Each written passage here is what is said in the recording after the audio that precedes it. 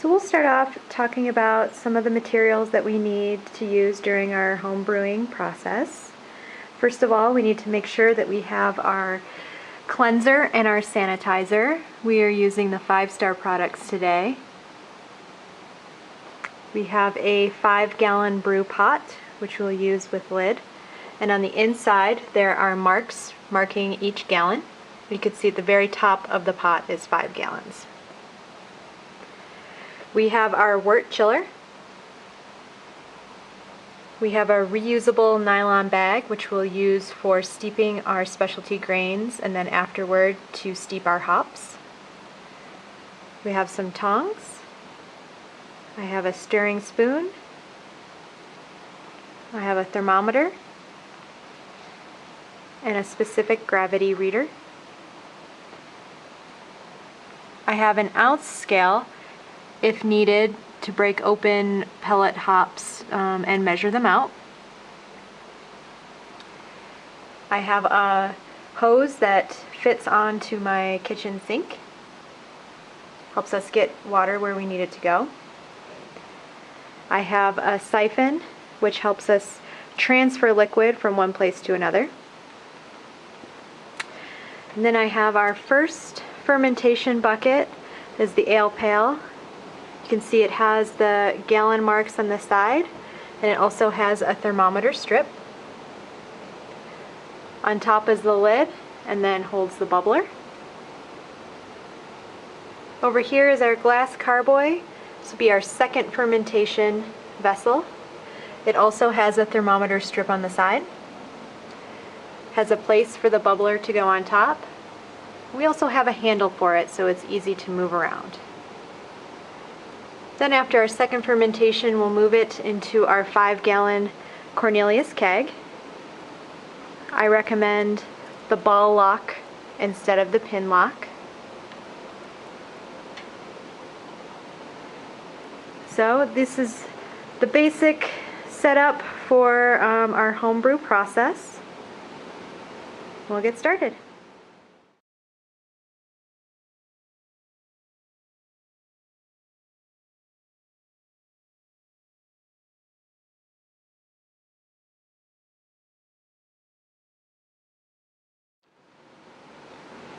Today we're going to brew a kit from a local homebrew store called Beer at Home.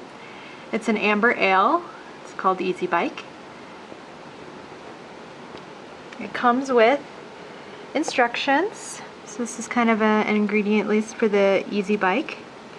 So you can see the malt extract is Munich malt, and that comes in a liquid form in this bucket right here. You can see our grains are already milled together for us, and they put it in a nice, lovely sealed bag for us right there, all of our grains. We have 2 types of hops with this kit, the Syrian Golding and the Tetnag. So we have 2 ounces of hops. In this form there are in pellets in 1-ounce bags. And then we have our yeast, which is the White Labs European Ale, and that is a liquid yeast. So for the time being, before we brew, I'm going to keep the yeast and the hops cool in the fridge. Now, there are many different types of kits and types of beer, and all of these things will be varying. The amount of hops, the different types of grains, different malts. You might have extra sugars. The way that extract and hops and yeast come vary. So everywhere you go is going to be different types of all of these ingredients. So it's just best to go out there, try some kits, and see what you like. And you can do some experimenting on your own with different types of hops and how you brew. There's lots of different ways to brew. So this is just one way that we're going to show you today. It's the way that we do it. Alright, so we are going to get started with cleaning and sanitizing some of our tools, and then we'll start our brewing. Alright, so we're going to start with cleaning our brewing pot and tools with our PBW cleaner. So in our pot we just have our spoon, tongs, our nylon bag, and our siphon in here, and we're going to get this clean in. It takes about 25 minutes for it to clean, and we use 1 to 2 ounces per gallon. So Marcus is going to scoop the appropriate amount in, and he's going to fill it up with water.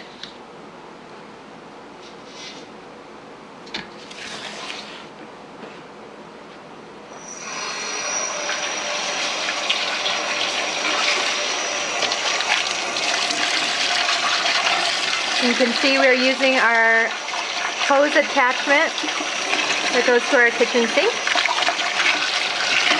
And we'll check back in 25 minutes. Alright, so it's been 30 minutes and everything in here has been sitting and cleaning.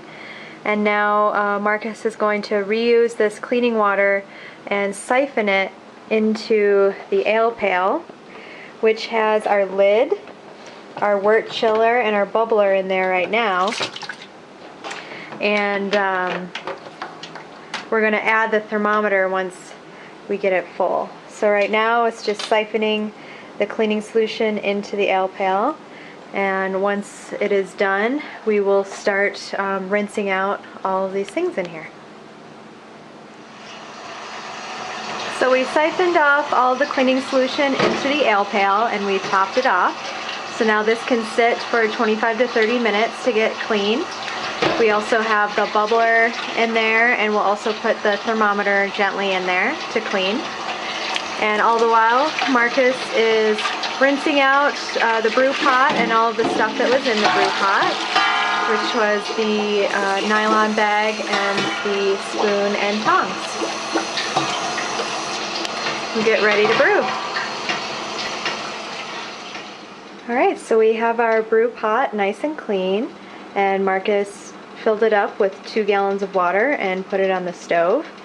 And for the first step in our recipe, we need to steep our specialty grains, and they want to be steeped at just under a boil, and per our recipe that's at about 155 degrees. So we're going to get this water on the stove and we're going to heat it up till about that point, and then we'll get our specialty grains ready.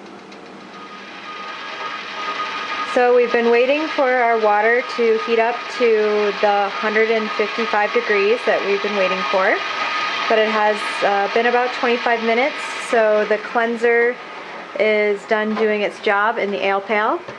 So we're going to start siphoning this out, and when we get this empty we'll start cleaning these things off, and then we'll get it ready for sanitizer. Alright, so it's been about 30 minutes. And you can see the water is getting nice and bubbly and swirly, and we just measured it and it's about 155 degrees. So now we're going to get our specialty grains ready in our nylon bag. I'm going to go over here. Marcus is cutting open the bag, and then he's going to pour it into our reusable nylon bag.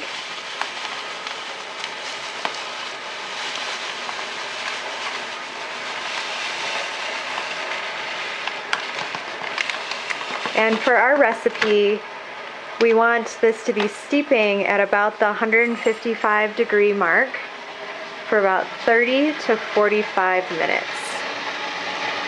So we're going to set that in there, and every so often we'll swirl it around, make sure it's not stuck to the bottom. And we'll see you back in about a half hour. Alright, so all of the cleaning solution has been siphoned out of the ale pail, and Marcus has washed everything off really well, rinsed everything off, and now he's put everything back into the bucket, and now we're going to get it ready for sanitizing. So Marcus has an ounce squeezed into the top of the sanitizer, and he's going to pour it in, because you need 1 ounce for 5 gallons. Pour that in, and then he's going to add some water all the way up to the top. So we've filled the ale pail with the sanitizing solution all the way up to the top, and we have our tools inside getting sanitized.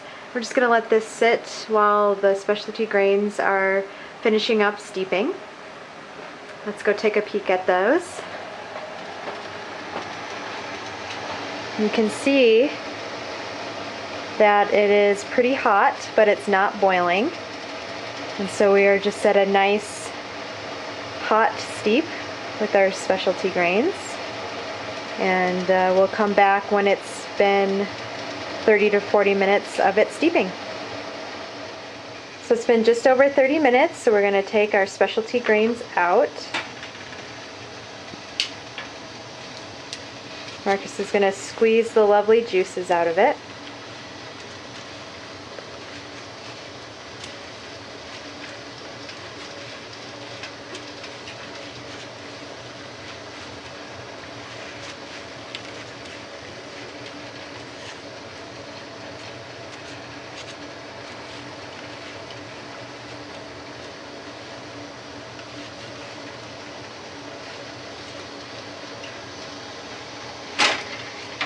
We're going to set that to the side and let it cool. And then we're going to add our malt.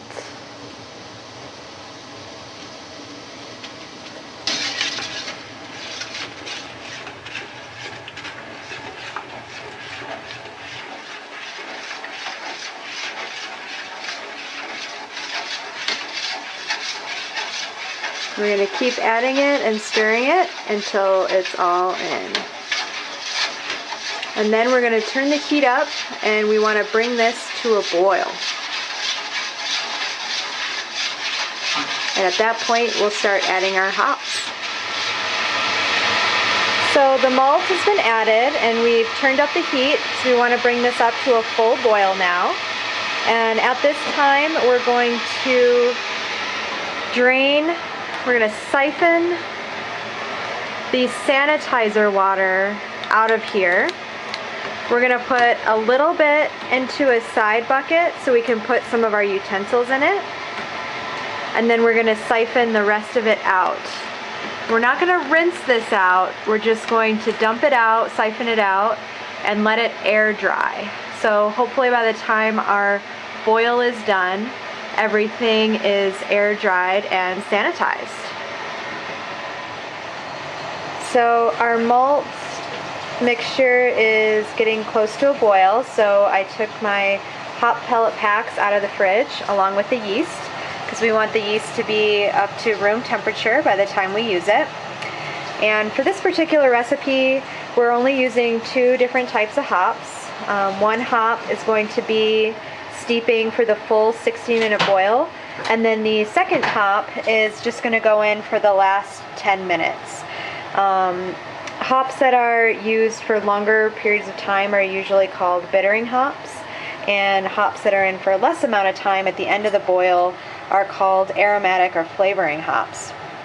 So now our malt is getting close to a boil, so we want to get our steeping bag ready. So we did pour all of the specialty grains out of it and rinsed it out, and is getting ready for the hops. So it has been 10 minutes, and our malt mixture has now come to a nice rolling boil. So we're going to start our boil time and add our hops. Right now, for our recipe, we're only adding 1 hop pallet at this time.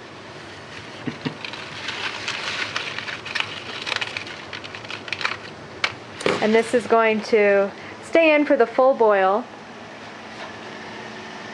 And at the last 10 minutes, we're going to add the 2nd ounce of hops.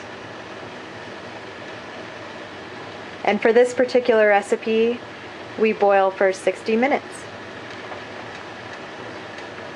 We do like to add the cover most of the way, 3/4 of the way, to keep the heat in, and also to let some of those off flavors kind of boil out. So we are about halfway through our 60-minute boil, and our brew is still steeping with its 1st ounce of hops, and it's still boiling. Very lovely. And I just wanted to point out that we did not sanitize this brew pot this act of boiling sanitizes it. So anything that is come in contact while it's boiling is technically sanitized. So we didn't have to sanitize this piece of equipment at the very beginning.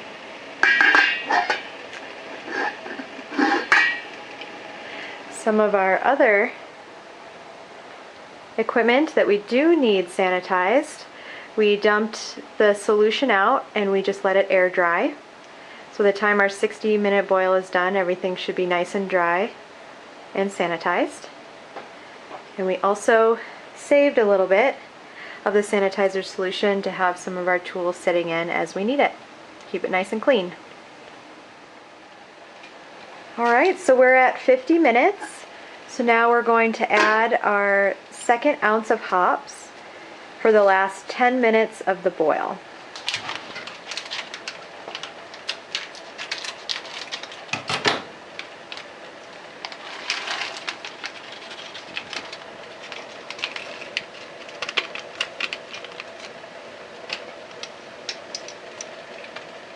So now we're going to set our timer for 10 minutes, and when that goes off, then we're going to need to take the beer off of the stove and chill it down really quick.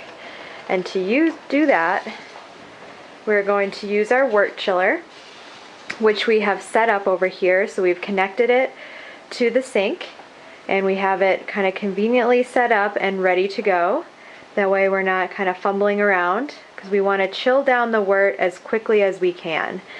So we have this all set up, and we also have an equation that we're going to use to solve to what temperature we want to get our wort down to. So we'll talk about that for a minute while the last 10 minutes of the boil are going on. Okay, so we're going to talk about our wort chilling algebra equation here Marcus has made for us. So this equation we can work out to find what we need to chill the wort down to get to our desired final temperature. So from this equation we have gallons of tap water that we're going to use at the temperature it is, and then we are going to plug in the gallons of wort that we have, and we're going to be solving for this, the temperature of the wort, and we know what our final gallon that we want to be and the temperature that we want it to be at. So now we're just going to start plugging some of these things in. So for the final, we know that we're going to want 5.5 gallons. And we want 5.5 gallons because we're going to lose a little bit in our fermentation process, and we want it as close to 5 gallons as we possibly can get. So we're going to make this 5.5 gallons instead of just the regular 5. And from our recipe, we know we want the temperature to be at 75 degrees. So we know those two variables. And when we took the wort off of the stove, I can look down into the pot and see how many gallons I have. And I have about 2 gallons. So I'm going to plug that in as 2. And then we're solving for this. So I'm going to make it the wort temperature. I'm just going to call it W. Okay? And then since I know that I have 2 gallons of wort and I want 5.5 gallons, I'm going to have to add 3.5 gallons of the tap water. So 3.5 goes there. And then prior to this, we let the cold water from the tap run for a while, and we measured it with our thermometer, and we know that our tap water comes out at 55 degrees. So I can plug that variable in. All right. So now we're just going to do a little bit of algebra, and we're going to solve for this W. So we show that 3.5 times 55 is 192.5, and plus 2 gallons of wort at the temperature we want, and 5.5 times 75 is 412.5. Okay, so then we're going to subtract this from both sides, the 192.5. So minus 192.5 equals 220. So we subtracted it from this side, so it's not there anymore. So we do have the 2W. And then we're going to divide each side by 2 to get the W. So then W equals 110. So this is the temperature that we want to cool the wort down to, because we know that we're going to add 5.5 gallons, that's 55 degrees, so it's less than our desired temperature. So when we add this to the wort that's at 110 degrees, we should hopefully get 5.5 gallons at around 75. Alright, so hopefully that makes a little sense. So if you had different gallons, you would just, if you had 3 gallons or 1.5 gallons, you would just change this number, which would then also change this number as well, because you're trying to get to the 5.5. Alright, hopefully that makes sense.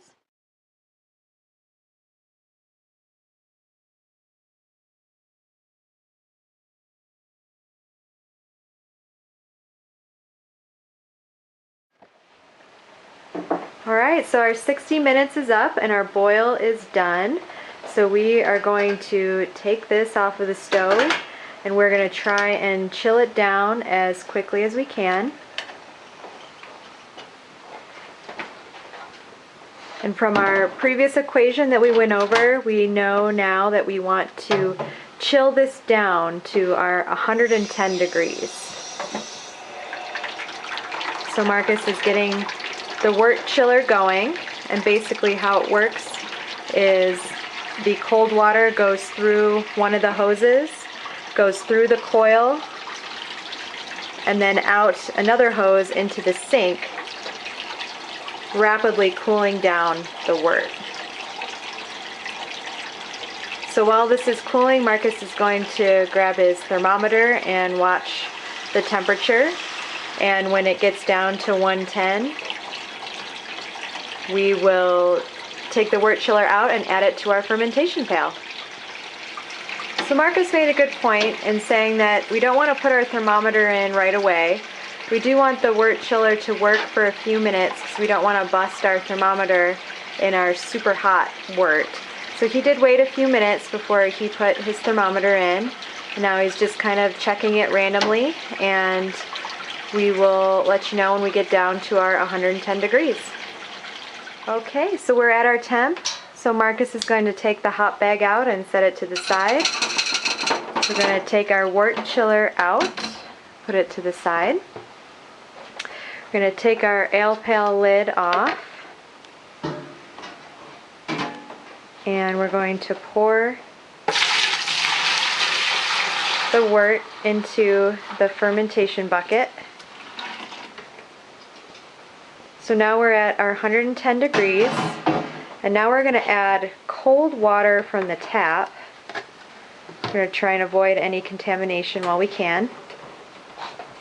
So Marcus is going to remove the wort chiller from the tap and add our faucet hose.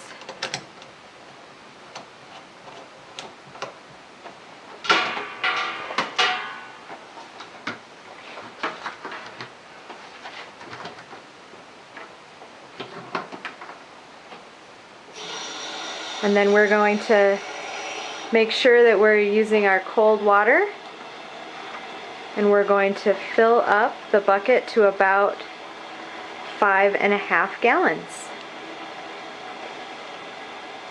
as best we can.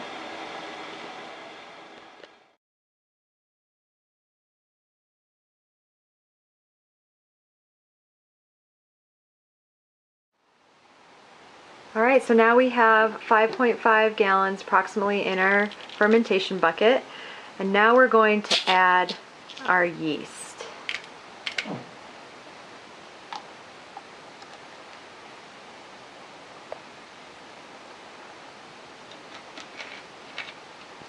And at this point, Marcus has just a little piece of paper towel that's soaked in the sanitizer solution, and it's kind of covering the little hole where the bubbler is going to go.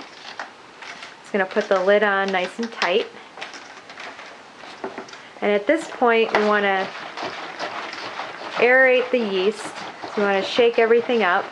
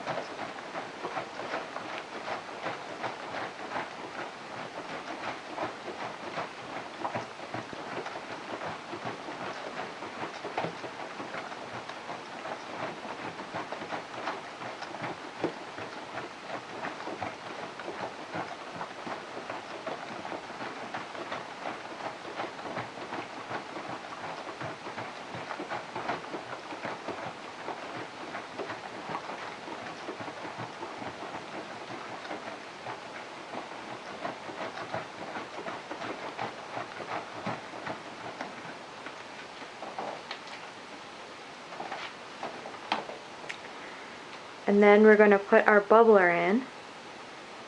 And our bubbler has the sanitizer solution to act as a buffer between the inside environment and the outside environment.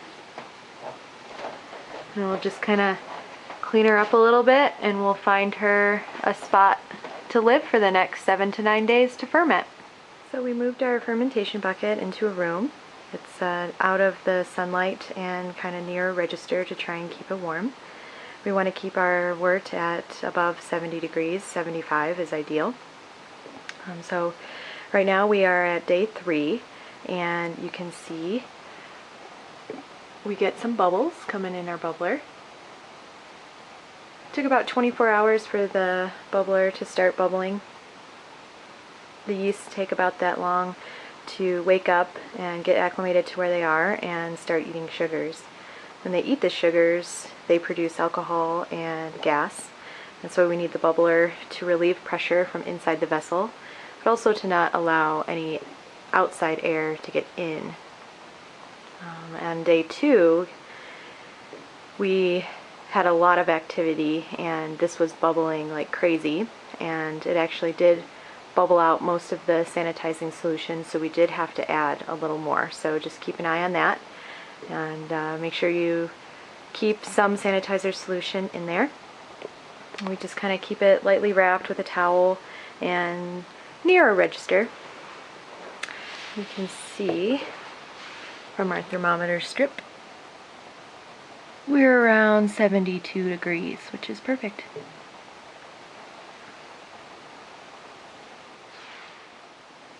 Alright, it's been 7 days, and we're going to move our fermentation to our secondary fermentation. And to get started, we need to clean our glass carboy. So we're going to put 6 ounces into our glass carboy. Marcus made a little makeshift funnel. And then we're going to fill this up with warm water and let it sit and clean for 30 minutes.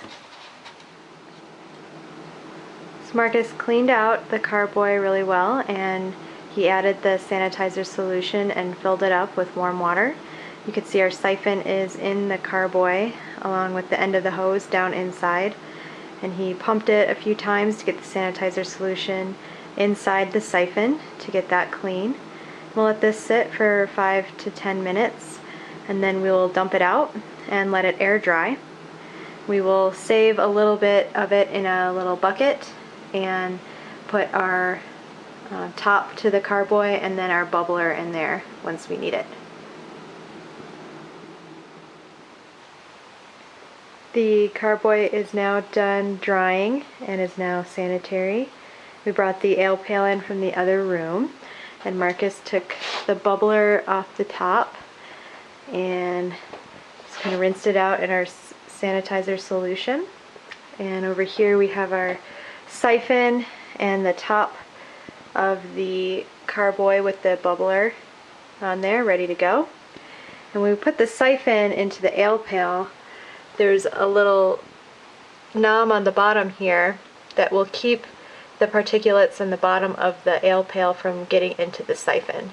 So we'll just gently put this in and start siphoning the beer into the glass carboy for our secondary fermentation.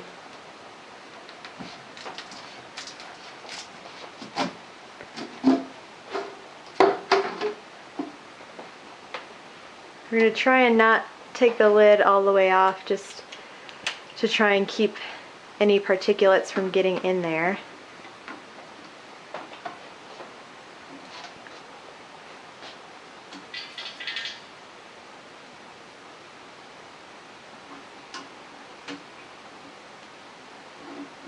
And so we'll let this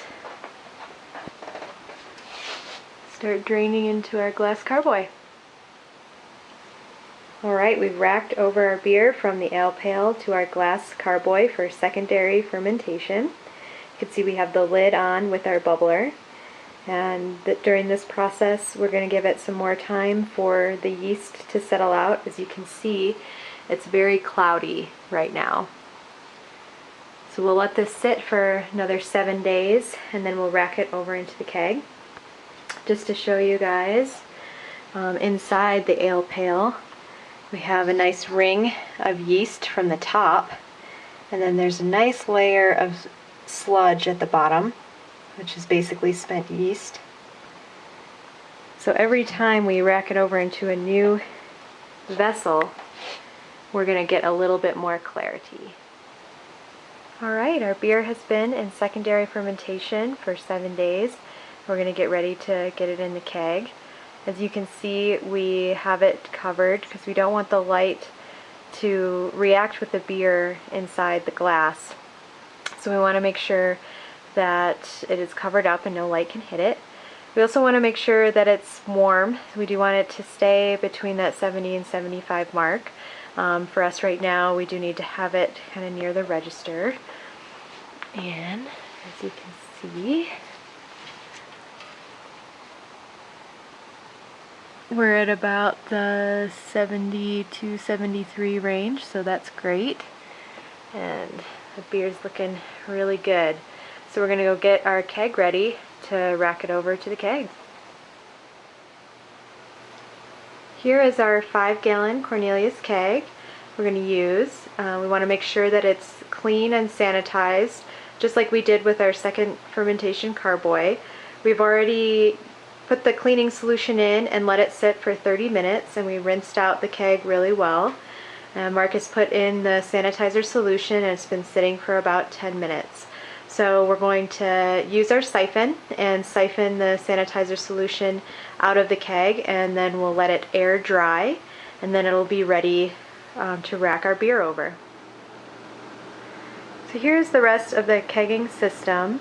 We have a CO2 tank that has a regulator on it that shows pressure in PSI. It has a gas hose that comes off of it, and at the end there is a ball lock connector that will go on the in port on top of the keg. And then this over here is what's called a picnic tap, and at the end of this hose there will be another ball lock connector that will go on the out port on the keg. Some things to think about if you've been using this: you want to make sure that the line is clean and sanitized as well before you use it. So when you're cleaning and sanitizing your keg, you can close it up and pump a little CO2 in there, and then run some of the cleaning solution through the line and let it sit. And then once you get the sanitizer in, do the same thing. Pump it up a little bit and run a little bit of the sanitizer through the system so your lines are nice and clean. Alright, so our keg is dry and ready to go, and so we set up our CO2 tank for the keg, and what we're going to do is we're going to give a little bed of CO2. Because CO2 is heavier than air, it will settle to the bottom and it will give a nice little CO2 bed for the beer to go into as it's going into the keg.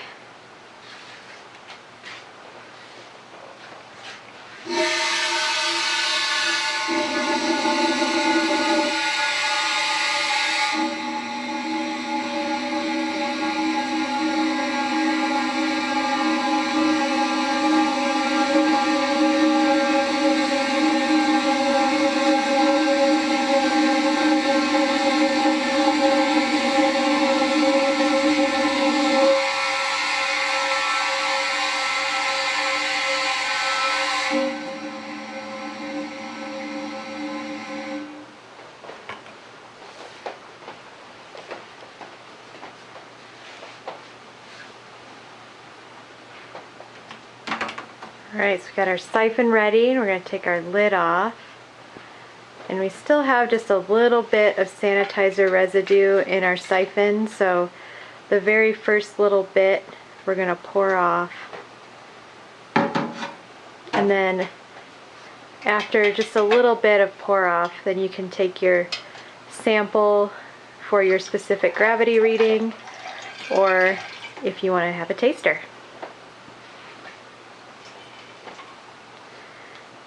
Then we'll start it going, siphoning it into the keg.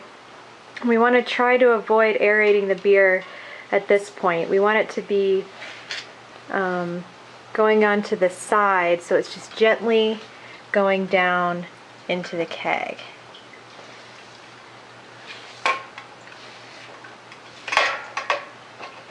And we'll let that siphon in.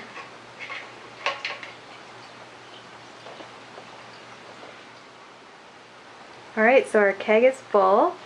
You can see in our glass carboy we have a layer of spent yeast at the bottom.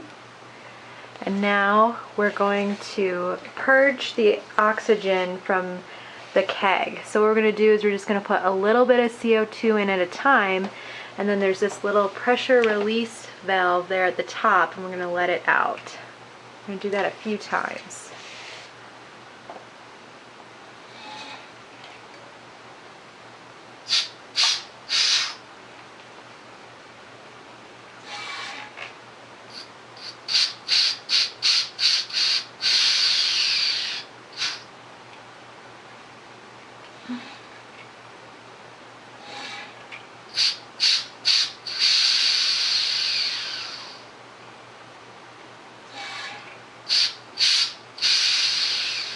We do this because oxygen will give the beer some off flavors. We don't want to mix the beer with oxygen, so we're going to try and do our best to only have CO2 in the keg with our beer.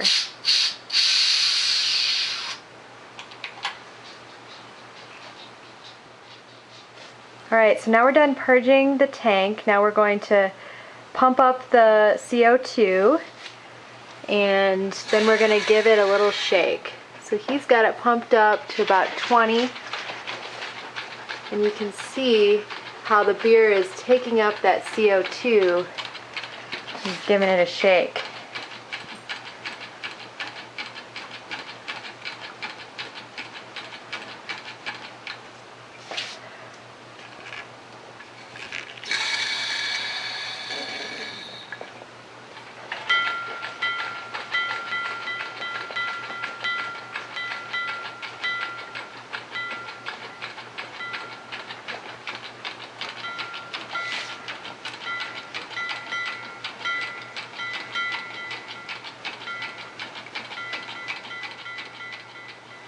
So Marcus pumped it up and shook it until the PSI meter was starting to slow down and getting harder and harder to get down past 15. So now we're going to stop shaking, and Marcus is going to pump it up a little bit, and then we're not going to shake it anymore, and we're going to put it into the fridge and let it cool down, and then we'll just adjust the CO2 pressure as needed tomorrow.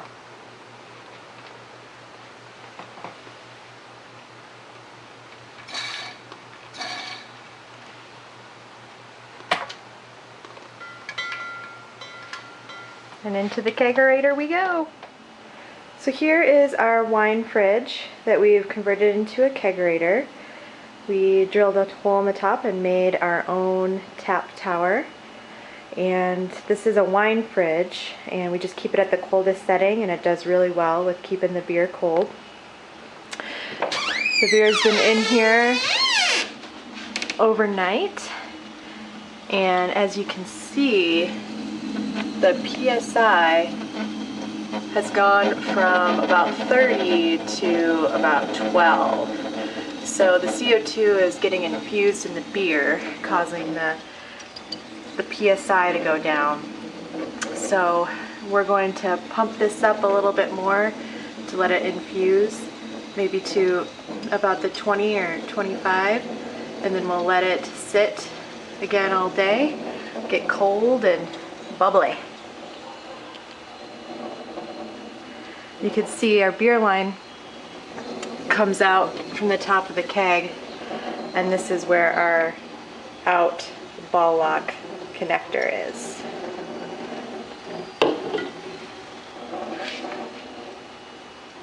And we'll be drinking beer today.